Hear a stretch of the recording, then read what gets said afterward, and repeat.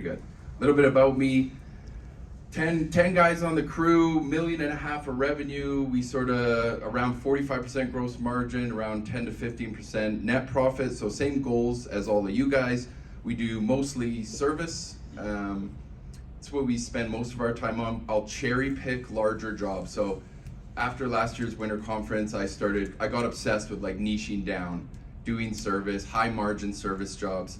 But I still have a couple larger contractors, so I'll do some big jobs too. Very low stress in my business.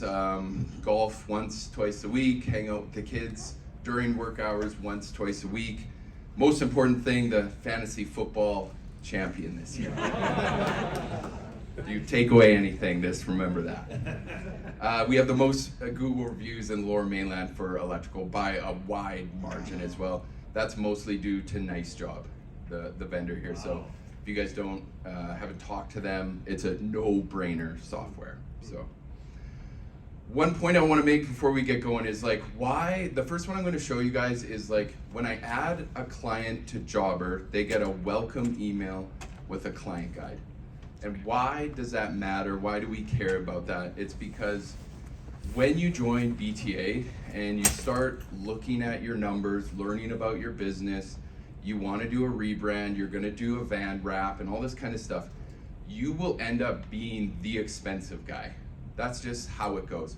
No one is here going, I'm going to compete and be the cheap guy. I'm going to win jobs on price. So we're all the expensive guy now. There's a joke, the contractors will say, when all the sub-trades join BTA, they become expensive. That's what they all talk about, right? So when a client is getting a few quotes, and mine comes from a CRM, the other ones come from Word docs, and my client got a welcome email, they got a beautiful client guide, and my price is a little bit more. That's the game we want to win here. We have to win that game, otherwise it doesn't work, right? We need them to pick our quote over the other guys. And so that welcome email and the client guide, those are just like created touch points. That's all they are. It's like a little in for me that I wouldn't have otherwise got. Obviously, we want to eliminate chaos in our business. So every time I build a system, a little bit of chaos goes away. Those are the businesses that people are putting out fires and yelling and calling their guys, they're upset. All of that creates stress, of course.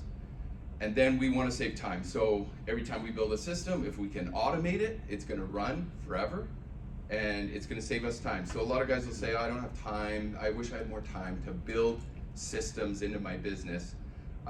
But you forget, if you spend a few hours one night building a system and then automating it, it's just going to run forever. It's going to save you time forever. So sometimes I have automations going where I actually forgot that I built them. And then all of a sudden I'm like, oh yeah, I forgot about that. So that's a bad one for me. Like I need to get all of mine in one place to know actually what's going on. So 3 words you'll hear all the time. I just want to make sure, because some people aren't up on these. So integrations, Zapier, and then webhooks. So an integration, just if you don't know, is a great example would be like Jobber and Company Cam, or Jobber and Nice Job. That is 2 companies that have talk to each other. They're integrating both of their softwares. They connect usually really easily, and those softwares are going to talk back and forth very easily. It's usually like a one-button connect. You know, you go in your Jobber account or whatever CRM is, I want to connect with Nice Job, click connect, and now it's working. So when I'm looking at software to buy, I always go to the integrations page. I want to know, does this software talk nice with other softwares? If it doesn't, hopefully it has a Zapier integration. So Zapier is going to be a middleman. If there's no direct integration between, say, Gmail and your CRM, Zapier hopefully can be the middleman. It'll take information from one set of software and it's going to send it over to the other set. Webhooks, I'm just kind of getting into. So automated message sent from apps when something happens. These are usually like a dumb sort of one-way message. So client has paid invoice. Boom, blast with info. I'm just diving down into webhooks, so I won't speak too much on it. So, first one, auto welcome email with a client guide. This is the one I was talking about. So right now, I love this part because the client is making their decisions off of all the little interactions, and we don't always get a bunch of interactions, right? You meet them, you go out to their house, and then you go home and you do the quote. So we want to look better than the competition at this point, obviously. Big one, my CRM doesn't have this feature, right? So we all get these CRMs, they do like 80% of what we want, and then there's always a 20% where we're like, I wish it just did this. But we can build it nowadays. Like, this stuff's coming out so fast. Whatever you are thinking you want to do, you can probably build it now. And my favorite part is we want to automate it. So it's just happening without us all the time. So this is the build, super simple. Every time I add a client in Jobber, Zapier is just grabbing that information, sending it over to Gmail, and it's just sending out a welcome email. You know, hi, thanks for having us. You know, just a friendly welcome email, word it however you want. My client guide is bigger with a lot of pictures, so it can't be an attachment. So it's a link to my website. But people will respond to this all the time. They're like, wow, thanks for sending me this. This client guide's amazing, right? And you know the other guys aren't doing it. So obviously it's automated, it's happening every time, it never misses. We look really on top of things. I like that. I don't wanna be sitting in the office really on top of things. I wanna be golfing and hanging out with my kids. The onboarding part, this is a big one. A lot of problems I see with trades are when the client is now in control of the job somehow. And it's because the contractor isn't like running it. He's not in charge. So the onboarding is nice. It's showing them like, we've done this before, this is how it's gonna go, we're gonna take a deposit, this is when our final bill's coming. So it's showing them we're really in charge. Bar is very low, competition has done nothing. This will be changing, right? All these boomers are retiring, dying, whatever. You're gonna have the 20 to 40-year-olds coming up, and things like automations and welcome emails, they're gonna be no-brainers. They're gonna be doing, right now your competition's probably not doing it, but it's coming. These clients are dying for communication, right? If you think about it, we're a bunch of dumb guys, right? We suck at communication. They are dying for it. They don't, like, I know my clients, it's not, when they write a Google review, they're not like, oh, the electrical was done so great. Like, no one writes about that. It's always like, wow, the communication was amazing. This kind of thing. So we're gonna over communicate right from the get-go, and then I'm gonna continue to over communicate for like 3 years after. With automations, you know, 1 year, 2 year, have you checked your Smokies? Have you checked your GFIs? Like, these are little automations that are gonna roll out. So next one, same thing. I'm gonna run through a few of these, and really I just wanna get you guys going about like, oh, I wanted to do that. It's like, it's very possible. So the next one is gonna be, every time a quote is approved, we're gonna do a production handoff email. So this is a big problem in BTA. There's always guys, the sales to production battle, the handoff, right? I was trying to do it manually. Obviously that's bogus. We don't wanna do that. I felt bad about this. I've seen clients pay their deposits like 6 o'clock at night, you know, maybe like a $20,000 deposit, and they get nothing in return, right? Until someone's hopefully in the office the next day. So we want to make that instant feedback, right? Yeah, inconsistent, you know, when you try to do things manually, it's always going to be inconsistent, right? I was typing it differently, so sometimes I'd say, you know, thanks for paying the deposit. My business partner, Jeff, is going to reach out right away, or he's available anytime, you know, and then Jeff would be like, hey, I'm not available anytime. I'm available 8 to 4, Monday to Friday. The worst part is client was assuming that I was gonna take them all the way through the job. And if you're a sales guy, this is like the worst thing ever, right? You don't wanna be tied to this client all the way to the end of the job. You wanna go get another client. So here's this, we're gonna use Zapier again. So the trigger in Jobber is anytime a quote is approved, Zapier is gonna go grab all of that information. In this case, I'm using another program called Airtable just because I fell in love with Airtable, but it's same as Gmail. It's taking all that quote information over to Airtable, and then you can see, I don't know if you can see it on there, but it says, when a new record is created, send this email. And so this is what it looks like. It's just an email. Thanks for approving the quote, introducing you to Jeff. So this is happening every single time we make a sale or someone approves a job. And so now they know Jeff is their person. I'm not the person anymore. And sometimes they'll call me and they'll go, oh, sorry, I knew I was supposed to call Jeff. Like, they know. So client is getting instant response. We look really on top of things. Maybe I'm in the office, maybe I'm not. You know, but I want to look like I'm on top of their project. We are over communicating again, so there's a theme there. Major step, I'm out now. Sales guy is out. It's beautiful. Right? You want to be out. And my production guy is my business partner. He's not like a go-getter. He's not like calling up the client like, we're ready to kill your job. He's a bit of an introvert. And so I like to throw him in an email. So that email was me, Jeff, my production guy, and the client. So now he's in an email with the client. He can't get away, right? This is your person now. I like that. Okay, next one. Approved job goes to an Asana production board. So again, my CRM has no production features. I use Jobber. You can look at the job. There's some notes, pictures, there's the scope, but there is no task management. Whose job is it? When do they need to do it? And what do they have to do? So let's build it, right? So before we were managing with no systems, so we were trying to like remember, right? We'd get a job and then we'd be rough wiring it, and all of a sudden someone would be like, when's your rough wire inspection? We'd be like, fuck, we don't even have a permit yet.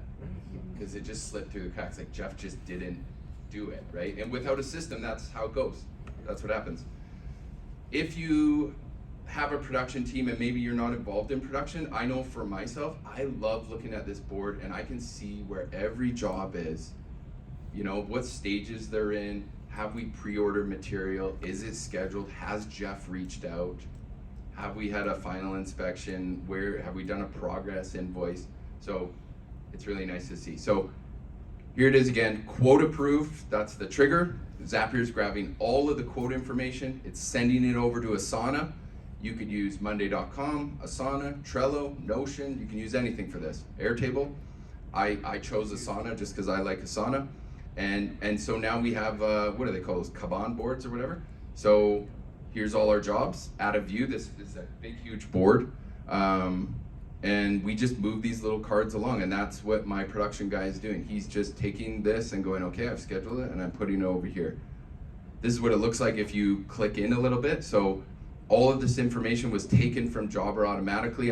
There's no double data entry here. This is a service upgrade. And then what I really like is it comes with a set of subtasks. So what's going on with this job? Well, it needs to be scheduled. We need to order materials. We need to apply for a permit. And you'll see under the bottom one there, apply for permit December 21st, and there's a little 3. There are subtasks to that task, right? So my admin is gonna apply for the permit, and then the 3 subtasks would be like, put the receipt in Expensify, put the receipt in the Jobber job, and put the permit in Jobber as well. So there's no getting away from this stuff. Like, I can tell, has my admin done this? Has she done it properly? And down below that you can chat, kind of like a Slack or something like that. So whose job is it? When do they need to do it by? And what are they doing? So results, less things falling through the cracks, right? Less chaos. This is why my business is very stress-free, because we're just sticking within our systems here. Assign tasks with due dates. We didn't have that with Jobber. We're using, before, I've seen people do this, they only use, some contractors, they only use Buildertrend for certain jobs, right? They use it for their big jobs, they don't use it for all their jobs. We were doing the same with Asana because I was manually putting jobs over there. So every single job is in there now. The bonus, and you're gonna see this with a lot of different softwares now, they have their own automations. So we're building some automations, but inside the software is some automations. So when we take a card here and move it to the next thing, there'll be an automation that creates some subtasks in that next column. So we're not having to do it manually. We're just moving cards around. Okay, I think this is the last one. So system for scope changes. So before, of course, I had no system. So the guys were on site, client would add scope, take away scope. The guys were like texting me, they call me, I'd get an email, like it was very random, it was messy, all over the place. No structure, right? They wouldn't include all the information. And I write down employee retention because these rockstar employees, the good guys that we're all wanting, they want to work for a company that has systems. These are the guys I love poaching from other companies. They are, when I need to hire someone, I'm going after these guys. I'm like, you're a rock star, but you're working for a company that's a bit of a shit show. And they want out. They don't want to work for those companies. And so they want to feel like you've got it figured out, that we have a system. So here it is. This one's simple. This is just a fillable form that I shared with my team via a link. So it's like the form that BTA sends us when we come to these events. That's all it is. They all saved the link on their phone, and you can build this form any way you want. So this is how I built mine. The job or job number, the name of the extra, who's submitting it, what's the status. So some people will approve an extra on site. You know, hey, I want 2 dimmers, and I don't care about the quote, just get it done. So now they put approved on site, and now I have an open-ended quote, right? So maybe those dimmers went from $100 to 120, because that guy just approved it anyways. A description, the material list, any pictures, how many hours they think it'll take to complete. And so this goes straight to me and my estimator in my email. Then I actually assign it to him in Asana, and part of that Asana board is I pick the margin, right? So if I know the client, I know the situation maybe a little better than he does, I'll be like, hey, that one's a 60% margin one. Or hey, let's go easy. I don't want to nickel and dime this guy. Let's do a 50%, this kind of thing. So the guys all have a standard we follow now. They have a quarterly bonus plan, and if I catch them doing an unimproved extra, it's a wipe on that quarter's bonus. And the reason was I wanted to completely get rid of it. And I had to kind of be hardcore about it. Otherwise, you know, they just kind of keep happening once in a while. So we're getting a clear structured email now. Well, we're able to bang through these extra quotes. So I don't know about you guys, but electrical, like we'll be doing a kitchen renovation and like 4 or 5 extras will come in. Hey, Kurt and Chanel? Yeah, you guys know. So yeah, we're getting them done. And employee retention. We have a system now, everyone's following it. They feel like we got it figured out. So I'll end with just a few other items. If you guys are getting really into social media, you can build, you might want to build a dashboard. I'll show you this. If you want to do some rehash campaigns, some follow-ups like hardcore estimate follow-up, 1, 2, 3 year follow-up, you can use Chirp or Hatch. A few guys in here I know already have this, but a real-time dashboard from your company. So Higher Output will pull whatever information you guys want and put it in a real-time dashboard for you.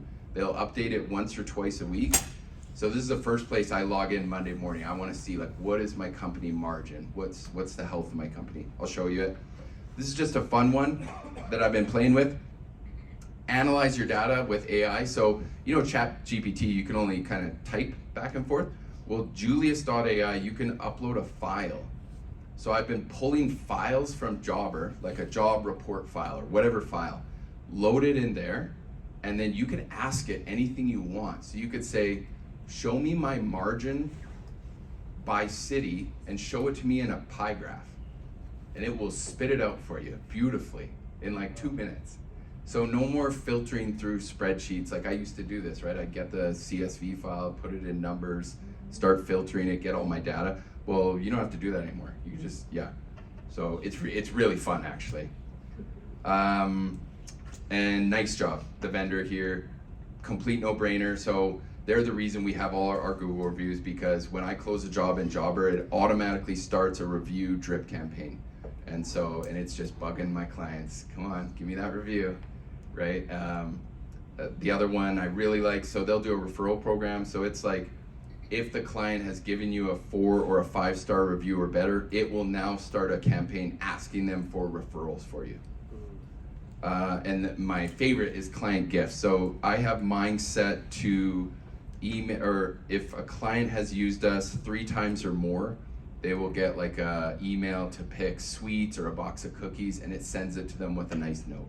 So it's all automated, like it just run it, just bills your credit card kind of thing. So here's a social media dashboard. I built this in Airtable.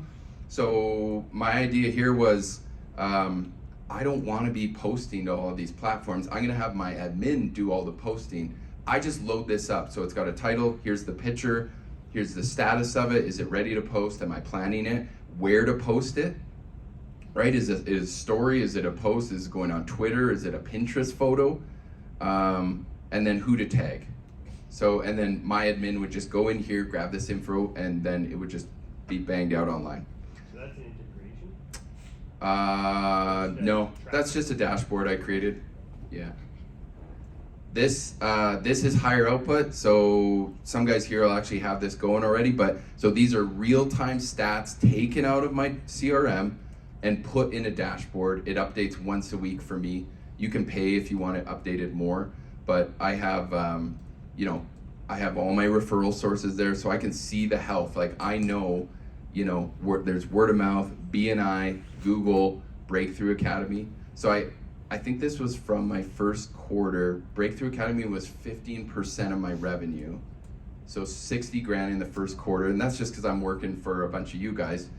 But my business partner's pretty tight with money. But when I'm like, hey, I want to go to Winter Summit, it's going to be like 5-10 grand. What's he going to say, right? So I love tracking that kind of stuff. I know what I'm spending on those referral sources too. So I know right away, are they successful or not? Invoice breakdown is just what kind of work am I working on?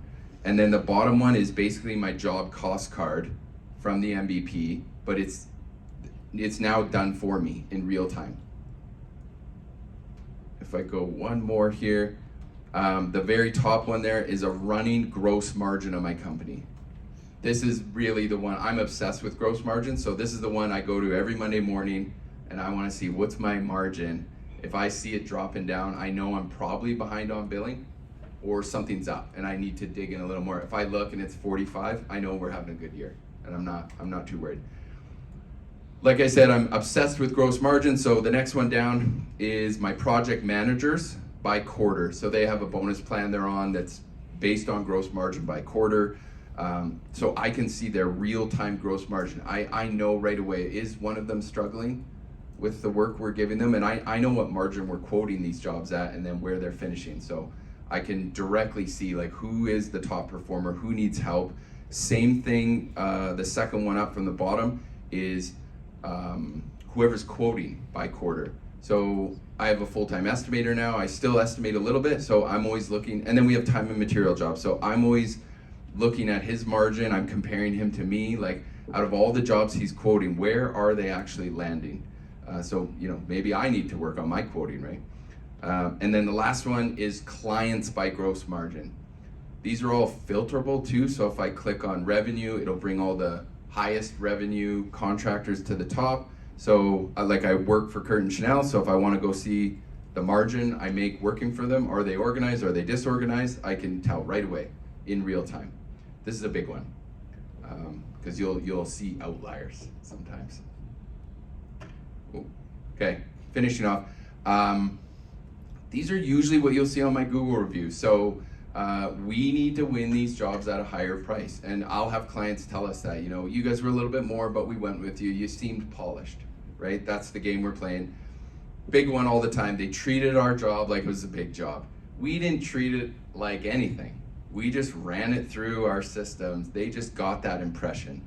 And then, they were professional and responsive. Sure, I like to be professional and responsive, but maybe I'm golfing or maybe I'm hanging out with family. But that's the impression they got, so. That's it. Brilliant. Thank you. Thank you.